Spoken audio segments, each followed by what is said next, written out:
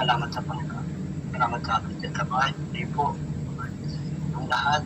Magandang gabi po at narito na naman po kami upang kami po ay maglingkod sa Panginoon na maibahagi po yung kanyang mabuting balita at yung kabutihan po na yun sapagkat ito pinapaghangin na sa ating ngayon samantin ang panahon sa mga araw. Kaya sa inyo pong lahat, ninaniyang po namin kayo na samahan po kami ating pong pakinggan, ating pong bulay-bulay po ang salita po ng Panginoon. At alamin po natin kung ano po ba yung kalooban ng ating Amang Nasalamat. Salamat sa Panginoon. At narito po ang ating kapatid. Muli po mga minamahal, mga kababayan, muli po sumasa inyo ang kapayapaan ng Panginoon. Narito po muli kami upang patuloy na maglingkod sa Panginoon at ibahagi ang kanyang kabutihan, ang kanyang banal na salita. Kaya po halina po kayo, tayo po magsama-sama upang ating pagbubulay-bulayan ang salita ng Panginoon sa gabing ito. At nawa po ay patuloy na sumahin nyo ang patuloy na biyaya, kahabagan ng Diyos, pagpapala, kagalingan po. God bless po mga kapatid, mga kababayan. Salamat sa Panginoon at tayo po ay patuloy na umasa po sa Panginoon na sa kanya pong ating pag-asa, nasa kanya pong ating kapayapaan. Mga ating pong katungkulan sa Diyos, sundin po natin kanyang mga utos at magkaroon po tayo ng tawad. Sapagkat sa panahon po ito na pakahirap na nga po ng buhay, marami po mga tao po na hindi po nakikinig dun sa salita po ng Panginoon, hindi po sumusunod sa kanyang mga utos. Yung iba naman po ay abala sa marami pong bagay. Dito po sa aking kupong munang babasahin, sa aklat po ng Roma, kabalatang 12, talatang 1 at 2, ang sabi po rito, kaya nga mga kapatid, ipinamamalig ko sa inyo alang-alang sa mga kahabagan ng Diyos na inyong iharap ang inyong mga katawan na isang haing buhay banal na kaaya sa Diyos na siya inyong katapatang pagsama. Ito po ay pinaalam po, lalo na po dun sa mga mananampalataya na nagpapakilala po sa Diyos. Ang sabi po rito ay iharapan na po, ihaharap po yung katawan na isang haing buhay, banal, na kaaya-aya sa Diyos na sa ninyong katampatang pagsamba. Ito pala yung katampatang pagsamba. Ano po? Hindi lang kung araw po ng linggo, ano po araw ng linggo, may araw ng Sabado, sumasamba po sila. Pero pagkatapos po ng pagsamba po nila, hindi na po, iba hindi na po sunod kung ano po ba yung mabuti na dapat po nagawin po ng tao. Nakaaya-aya po sa Diyos. Ito po ang sabi po ay iharap ninyo yung mga katawan na isang haing buhay, banal, na kaaya-aya sa Diyos. Nasa ninyong katampatang pagsamba. At ang sabi, at huwag kayong magsiayon sa sanglibutan-butan. Mga mananampalataya po, mga sumusunod dun sa utos po ng Diyos, may takot sa Panginoon. Ang sabi sa kanila, huwag kayong magsiayon sa sanglibutan ito, kundi magkipa kayo sa pamamagitan ng pagbabago na inyong pag-iisip upang mapatunayan ninyo kung alin ang mabuti at kaaya-aya at tugod sa kalooban natin. Para po malaman po natin kung alin po yung mabuti at yung kaaya-aya at tugod sa kalooban ng Diyos, para po malaman po natin. Kasi yung iba po akala po nila yung ginagawa nila ay mabuti. Hindi lang matuwid.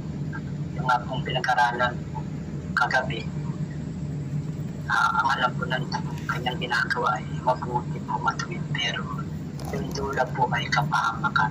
Ito po ang sabi po huwag pong umayon sa sanglibutang ito. Ano po, ito, tinutukoy po ng sanglibutang. Itong sanglibutang ito na po huwag aayunan o huwag gagaya. Ano, huwag sasama. Hindi mag-iba kayo sa pamamagitan ng pagbabago ng inyong pag-iisip. Magbabago po ng pag-iisip. Huwag na po yung pag-iisip ng pangsanglibutan. Para po mapatunayan upang malaman po natin kung alin ang mabuti at kaaya-aya at lubos na kalooban ng Diyos. Diyan po natin malalaman kung ano po yung mabuti at kaaya-aya at lubos na kalooban ng Diyos. Na huwag pong umayon sa sanglibutang ito at mag-iba po sa pamamagitan ng pagbabago ng pag-iisip. Salamat sa Panginoon. Madawali. Yun nga po, God bless po. Yun nga po, mga kababayan na mga minamahal, na nararapat po sa atin na mga naglilingkod sa Diyos na umika para malaman natin kung ano ang lubos na kalooban ng Diyos, banal at kaaya-aya sa kanyang paningin, ay nararapat po na yung aral maging sa pamumuhay ng tao yung sinusunod yung aral ng Panginoon na sabi nga rito, iharap yung ating katawan kaing buhay, banal at kaaya-aya sa Panginoon. Kaya marami po kasing dapat malaman sa ating buhay, mga kababayan, na kagaya nga po na sinasabi sa Thessalonica na yung subukin ninyo ang lahat ng bagay, ingatan ninyo ang mabuti at layuan ang bawat anyo ng masama. Kasi nga po sa sanlibutan maraming lakad ang tao na katulad ng ang akala nila yung kanilang pagsamba karapat dapat sa Diyos. Ano po, pag sinuri naman ng maigi hindi po ayon sa kalooban ng Panginoon, kasi ang aral po nila ay marami pong mali. So kaya kasama rin po dyan yung upang maging kaaya-aya at banal at malaman ang lubos na kalooban ng Diyos, kasama na po diyan yung pagsunod sa aral. Ano po, kasi kung tayo sumasamba sa Diyos tapos ang sinusunod naman nating aral aral ng kasinungalingan, ay hindi po yun katampatang pagsamba. Kasi ang katampatang pagsamba ay kasama po din yung sinasabi na huwag kayong magsiayon sa sanlibutang ito, kundi bagkos mag-iba kayo sa pamamagitan ng pagbabago ng inyong pag-iisip upang mapatunayan ninyo kung alin ang mabuti at kaaya-aya at lubos na kalooban ng Diyos. Sa talatang 2 po yun. Dito binabanggit na huwag kayong makiayon sa sanlibutang ito. Kagaya po ng iba na born again na raw sila, pero sila pa yung nangunguna sa gawain ng mundo. Ano po, pagdating ng Christmas, halimbawa kagaya na lang ng Christmas, Brad, Merry Christmas, born again daw siya. Marami po niyan, lalong-lalo na yung mahilig manghingi ng pera sa kalsada. Pagdating po ng bear na na bear month na sinasabi nila, ando na sila, kinikilig sila, nagbabahay-bahay na sila, nangangaruling sila. Samantalang yung nagpapauso ng aral na yan sinasabi nilang mali daw, mali ang aral. Sinasawata nila, tinitira nila kasi kasinungalingan daw ang aral. Pero pagdating ng panahon na yan, Christmas din sila, di po ba? So dyan pa lang isang halimbawa yan na pakikiayon sa sanlibutang ito. Ano po, na sasabihin na sila ay nasa katotohanan pero ang daladalang aral ay kasinungalingan. Kaya isa po yan, mga kababayan, na sinasabi upang maalaman ninyo kung alin ang mabuti at kaaya-aya at lubos na kalooban ng Diyos. Pag sinabi pong lubos, lubos po yan mga kababayan. Konti lang naman yung word na mali. Naiintindihan na ni Lord yan. Akala lang po ng tao, si Lord ang iuunawa sa atin. Si Lord ang dapat umunawa sa atin. Ganun po ba yun, mga kababayan? Basahin po natin yung sinasabi. Kung ang Diyos nga ba ang dapat umunawa sa atin o tayo ang dapat umunawa. Ano po? Basahin po natin dito sa Efeso. Ano po? Dito sa 5:17. Tingnan natin. Kaya huwag kayong maging mga mangmang, kundi unawain ninyo kung ano ang kalooban ng Panginoon. Yan. Kung sa binasa natin kanina, ang sabi rito sa Roma 12:2, ang sabi, at huwag kayong magsiayon sa sanlibutan ito, kundi mag-iba kayo sa pamamagitan ng pagbabago ng inyong pag-iisip, upang mapatunayan ninyo kung alin ang mabuti at kaaya-aya at lubos na kalooban ng Diyos. Yan. Dito, upang maalaman daw natin ang mabuti at kaaya-aya at lubos na kalooban ng Diyos. Kasi dapat po, ang sabi rito sa Efeso 5:17, na dapat pala tayo yung uunawa kung ano yung kalooban ng Diyos. Kagaya ng iba, nagtuturo ng pagpapastora, ang nangangaral sa kanila, ang namumuno sa kanila, pastora. Ngayon, pag sinabihan mo sila, nauunawaan na raw ni Lord yan kasi wala raw lalaki sa church nila. Tsaka mas magagaling daw ang mga babae, mga matatalino daw. Kaya naunawaan na raw ni Lord yun, na ang babae na lang daw ang tumayo sa pulpito na mamamahala sa iglesia kasi wala raw lalaki. Sabi ng isang pastora na nakaharap namin, kasi pinuntahan namin dahil siya nga ang namumuno doon sa church. Sabi niya, kasi Brad, wala naman lalaki sa amin. Naunawaan na ni Lord yun. Kasi mas magagaling naman magsalita ang mga babae. Ang sabi rito sa binasa natin, na magbago o mag-iba tayo ng pag-iisip. Ang sabi rito, kundi mag-iba kayo sa pamamagitan ng pagbabago ng inyong pag-iisip. Ano yung pagbabago ng ating pag-iisip? Upang mapatunayan ninyo kung alin ang mabuti at kaaya-aya at lubos na kalooban ng Diyos. Yan. Pag sinabi pong lubos, hindi po obra yung pangangatwiran natin na nauunawaan naman ni Lord yan, Brad. Kasi lubos nga po lubos.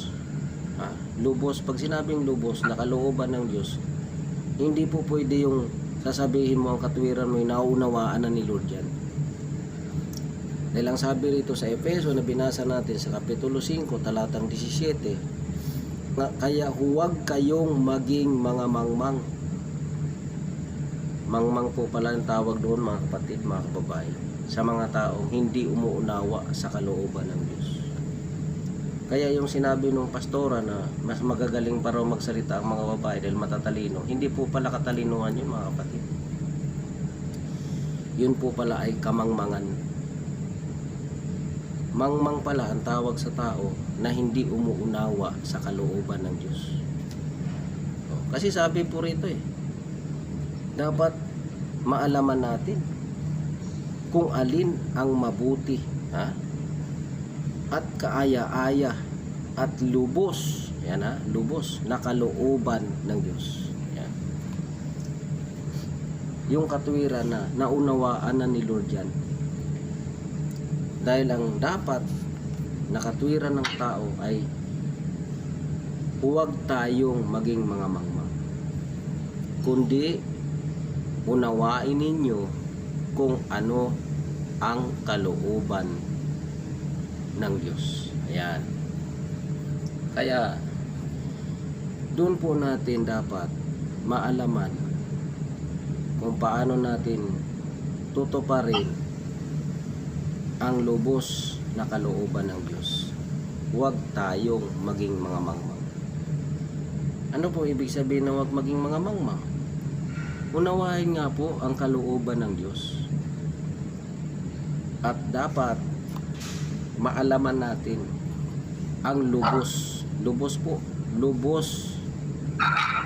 na kalooban ng Diyos. Yun po ang nakasulat na kailangan, yun po ang ulitin ko lang po, hindi po maaari na ang katwiran ng tao ay sasabihin niya na nauunawaan na ni Lord.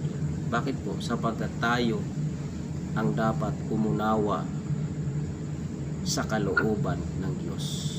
Ayan po mga kapatid. God bless po sa inyong lahat. Yun nga po, napakaganda nga po tayo po unawa ng kalooban ng Panginoon. Hindi po yung kalooban natin ng ating gagawin.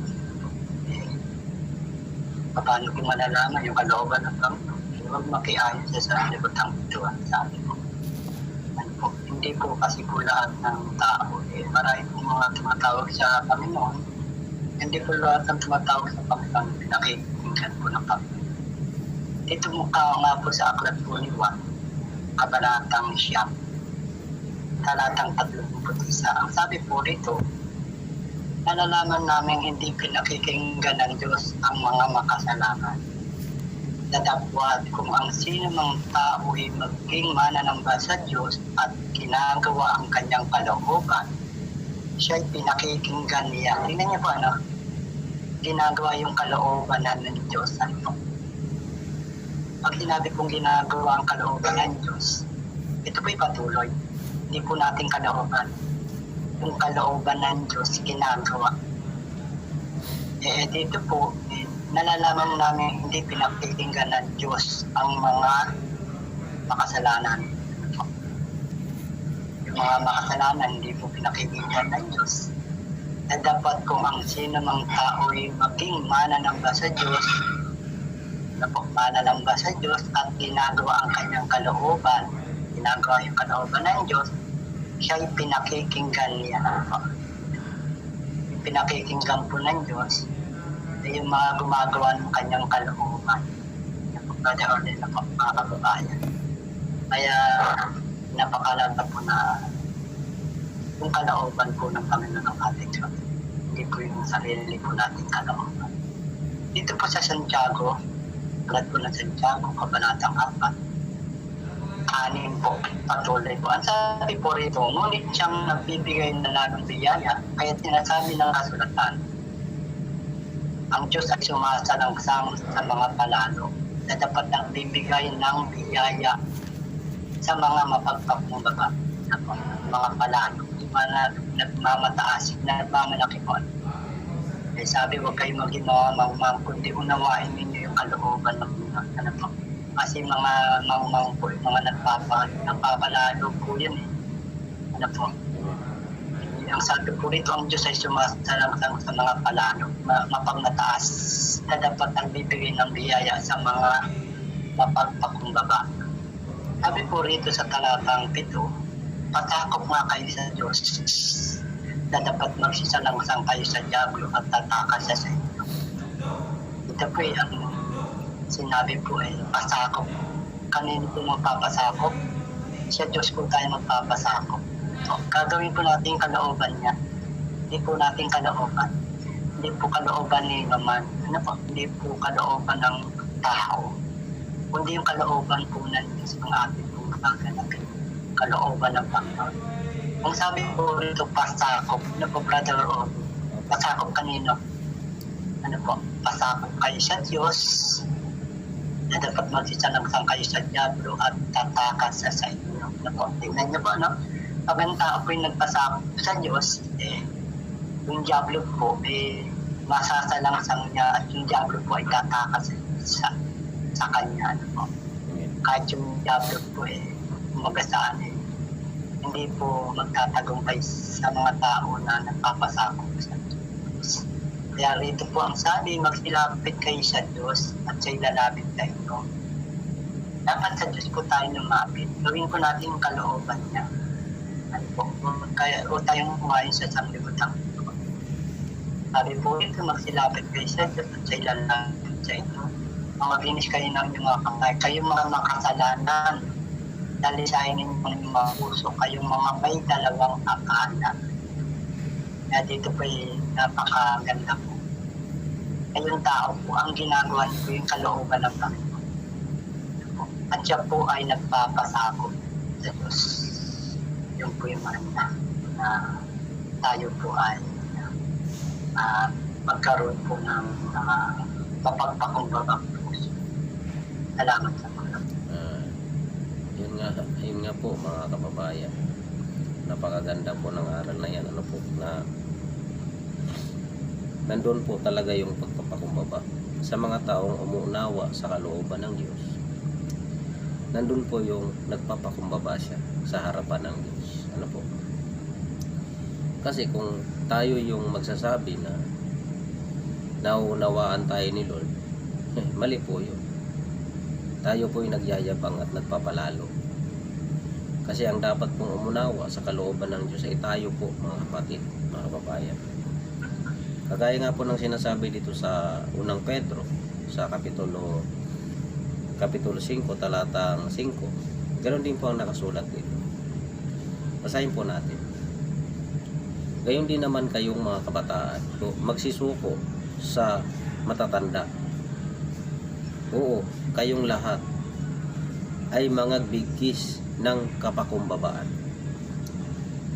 na kayo'y maglingkuran, sapagkat ang Diyos ay sumasalangsang sa mga palalo, datapat nagbibigay ng biyaya sa mga mapagpakumbaba. Yan po mga kapatid. Ang Diyos pala ay sumasalangsang sa mga palalo. Ayon sa ating binasa na magbigkis daw po tayo ng kapakumbabaan. Anong klaseng pagbibigkis po ng kapakumbabaan? Sapagkat ang sabi, sapagkat ang Diyos ay sumasalangsang sa mga palalo, datapwat nagbibigay ng biyaya sa mga mapagpakumbaba. Yan. Kaya't ang sabi niya sa talatang 6, kaya't kayo'y magpakababa sa ilalim ng makapangyarihang kamay ng Diyos, upang kayo'y kanyang itaas sa kapanahunan. Yan po. Ang Diyos po pala ang magtataas sa atin. Marami kasing tao kaya nakikipagdebate, nagpapagalingan, nakikipagpagalingan sa kaparehas niyang pastor, dahil ang layunin po ay para sumikat at makilala. Kaya yung hamon ng hamon ng mga debate, isa po yan na wala pong kapakumbabaan dyan. Yan po ang pagpapatunay na ang mga taong ganyan ay wala pong pagpapakumbabaan.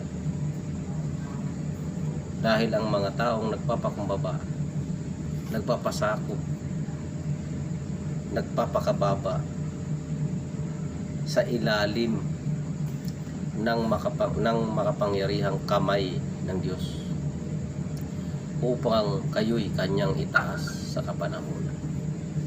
Sinasabi ng Panginoon Jesucristo sa Mateo 7:21 na hindi ang bawat nagsasabi sa akin, Panginoon, Panginoon, ay papasok sa kaharian ng langit, kundi yaon lamang mga gumaganap ng kalooban ng aking Ama na nasa langit.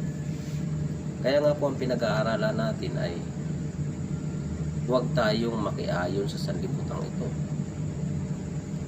at upang ating maalaman kung alin ang mabuti at kaaya-aya at lubos na kalooban ng Diyos.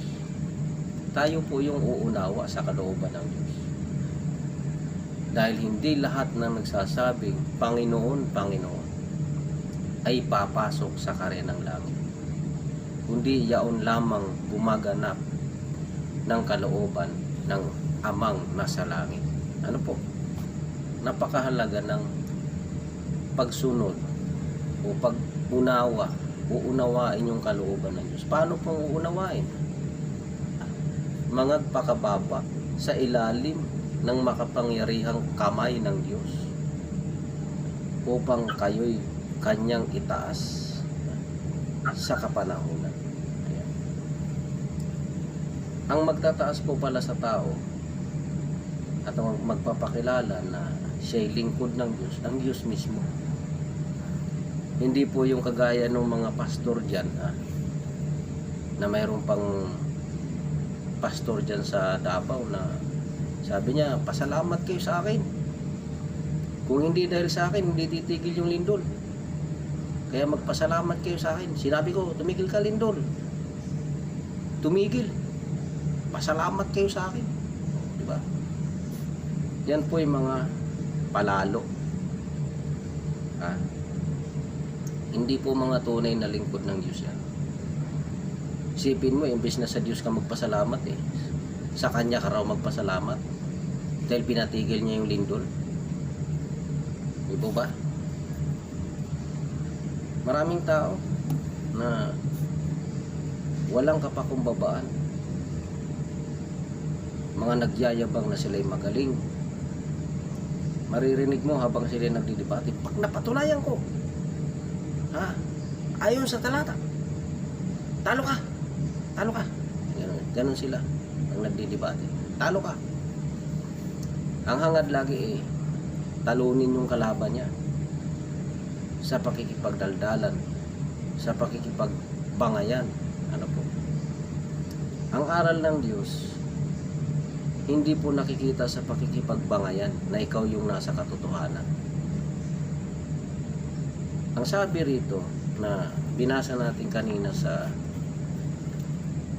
Roma 12 na binasa natin kapatid, na iharap ninyo ang inyong katawan na isang haing buhay, banal at kaaya sa Diyos, na siya ninyong katampatang pagsamba. Ano po? Hindi po kailangang ipakilala mo na nasa Diyos ka sa pamamagitan ng pag napatunayan ko, talo ka. Diba? Hindi po ganun. Kundi ang aral ay ipakita mo upang mapatunayan ninyo kung alin ang mabuti at kaaya-aya at lubos na kalooban ng Diyos. Hindi po kailangan magsalita ka ng pag napatunayan mo, talo ka.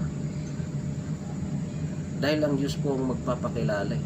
Ang Diyos ang magtataas sa iyo. Kagaya po na nakasulat dito dito po sa Kawikaan, ano po? Sa Kawikaan 15 talatang 33. Basahin po natin po. Ang pagkatakot sa Panginoon ay turo ng karunungan, at sa unahan ng karangalan ay nagpapauna ang pagpapakumbaba. Yan. Makikita nyo po yung mga tunay na lingkod ng Diyos, yung tunay na sinugo ng Diyos, na mga sinasamahan ng Diyos, ay nandoon po yung pagpapakumbaba. Hindi po yung nagsasabi na pag napatunayan niya yung aral niya ay talo na yung kaharap niya. Hindi naman po magpapatalo yun Kasi yun nga pong kaharap mong mayabang din palalo. Hindi po yun magpapatalo kasi parehas nga po kayong nagpapagalingan, nagpapasikatan, nagpapasikat sa harap ng maraming tao para sabihin ikaw ang pinakamagaling mga tuwiran. Hindi po yun ang kailangan. Ang kailangan po kapakumbabaan. Unawain ninyo kung ano ang kalooban ng Diyos. Huwag kayong maging mga mangmang. Ay binasa po natin kanina na kayo'y mga pakababa sa ilalim ng makapangyarihang kamay ng Diyos At doon po sa Santiago ang sabi, ang Diyos ay sumasalangsang sa palalo. Ngunit nagbibigay ng biyaya sa mga mapagpakumbaba. Malinaw po yan mga kapatid. Kaya ang sino mang tao na nabubuhay sa kapalaluan, lalong-lalo na yung mga pastor na sasabihin nauunawaan na ni Lord yung aral nila kahit mali. Kasi ang katwiran kulang daw ng lalaki sa church. Kaya ang babae na lang ang pinatayo. Nagkakamali po kayo mga kapatid. Kasi nakalagay po sa Jeremias 3:15, ang sabi rito, basahin po natin yung Jeremias 3:15. Ano po? Ang sabi po rito, at bibigyan ko kayo ng mga pastor na ayon sa aking kalooban, nakakandili sa inyo ng kaalaman at unawa. Yan. Ang sabi ng Panginoon, bibigyan ko kayo ng mga pastor. Hindi po kasama yung pastora. Hindi po sinabi ng Diyos, bibigyan ko kayo ng mga pastora. Wala pong ganun. Ang nakasulat, ang ibibigay ng Diyos, mga pastor. Ano po? Bakit sinabi ng Diyos na mga pastor? Sapagkat sinabi po ng Panginoon, hindi magkukulang ng lalaki. Basahin po natin yun mga kapatid. Basahin. Nakasulat po kasi dito sa Lumang Tipan na hindi magkukulang ng lalaki o maging lingkod man ng Diyos ay hindi magkukulang ng lalaki. Kaya tayo po ay dapat ang ating gagawin, ang ating unawain yung kalooban ng Panginoon. Ano po? Tayo ang uunawa. Basahin po natin dito sa Jeremias Kapitulo 33, talatang 18. Sa talatang 17 po muna. Sapagkat ganito ang sabi ng Panginoon, si David ay hindi kukulangin kailanman ng lalaki na mauupo sa luklukan ng bahay ng Israel. Kasunod po, ni hindi kukulangin ang mga saserdote na lalaki sa harap ko na maghahandog ng mga handog na susunugin at upang magsunog ng mga alay at upang maghaing palagi. Ayan.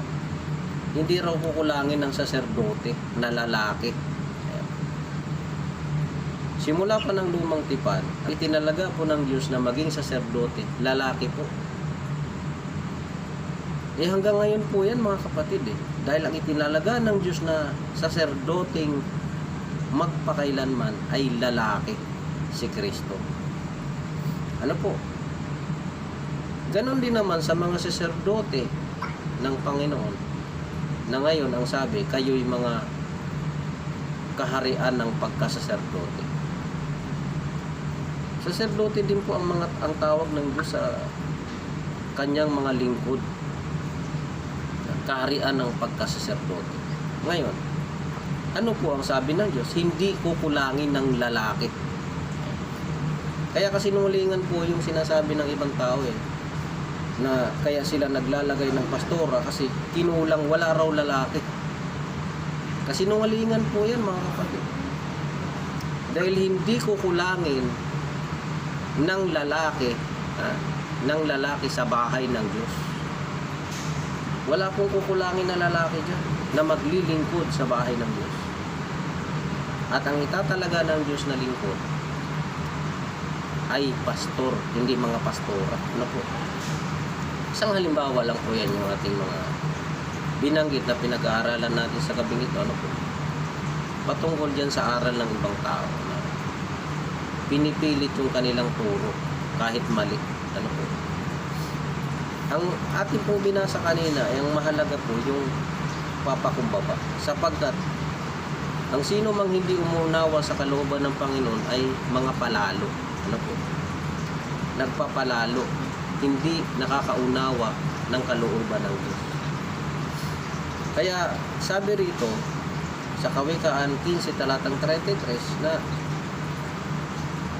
ang pagpapakumbaba ano po, sa unahan ng karangalan ay nagpapauna ang pagpapakumbaba. At ang pagkatakot sa Panginoon ay turo ng karunungan. Karunungan po pala yun. Kasi ang mga palalo na hindi sumusunod sa kalooban ng Panginoon ay mga mangmang nasabi. Kaya huwag kayong maging mga mangmang.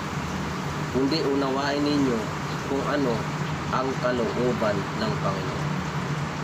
Kaya nga ang sabi sa unang binasa natin kapatid kanina na yung sinasabi doon na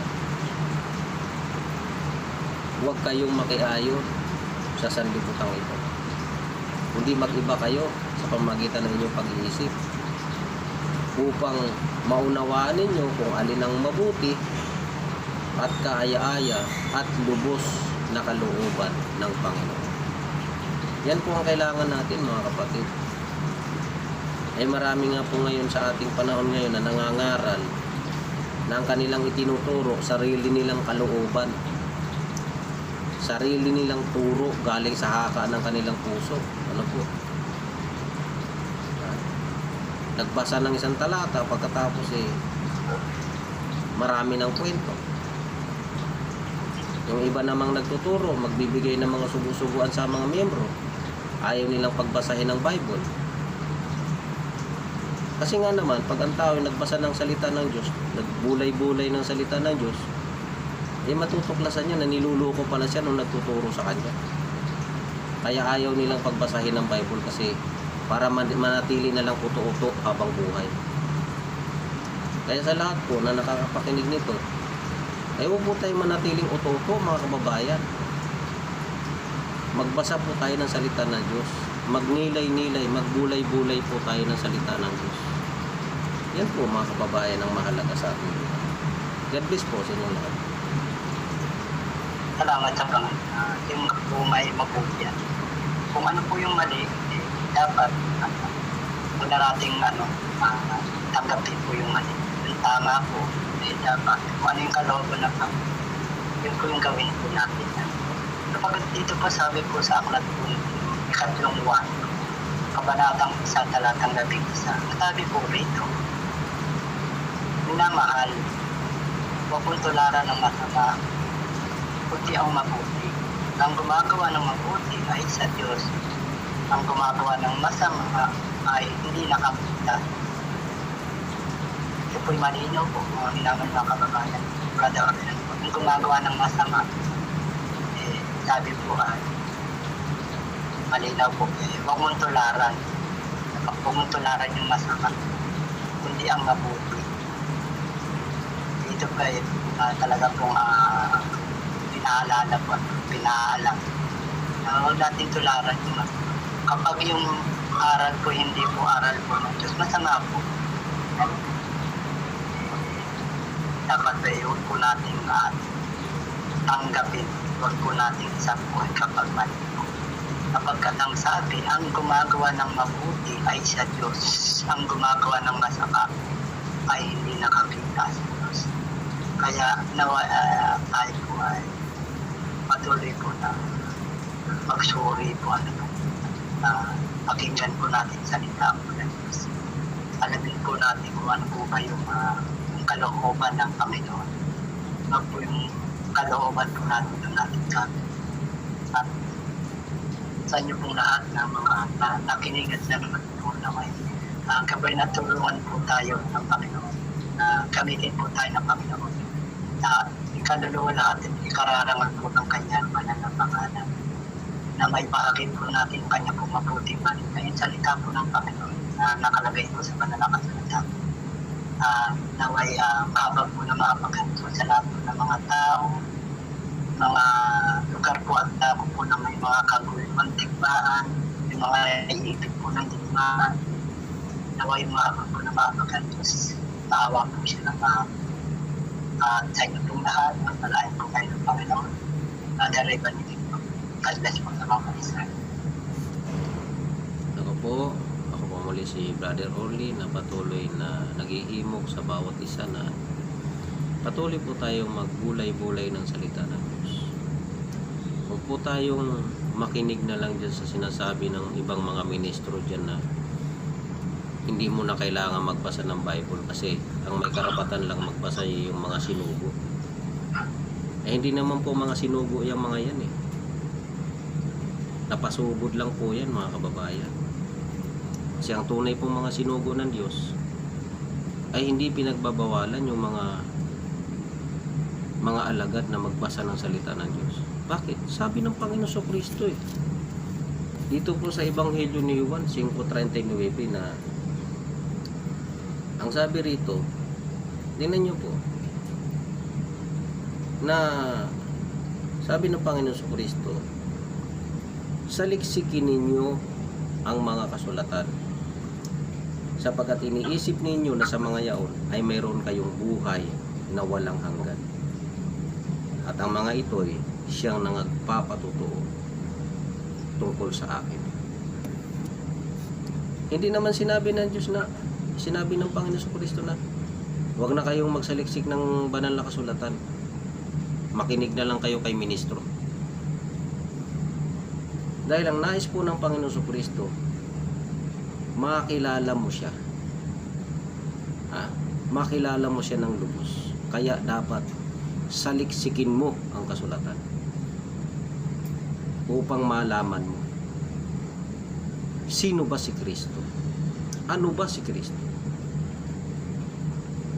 Ang sabi niya, ang mga kasulatan ay siyang nagpapatutuo patungkol kay Kristo, patungkol sa Kanya. Kaya ang kailangan ng tao, saliksikin ang kasulatan upang makilala niya si Kristo. Dahil ang kasulatan ang nagpapatutuo patungkol kay Kristo. Hindi po pinagbabawalan ni Kristo na magbasa ng salita ng Diyos. Yung mga bulaan na mga ministro lang po yung mga nagbabawal magbasa ng salita ng Diyos. Dahil mananatili kayong mga bulag at sunod-sunuran sa mga kasinungalingan. Mga kababayan, kaya tayo po ay dapat magsiyasat, magnilay-nilay, magbulay-bulay ng salita ng Diyos.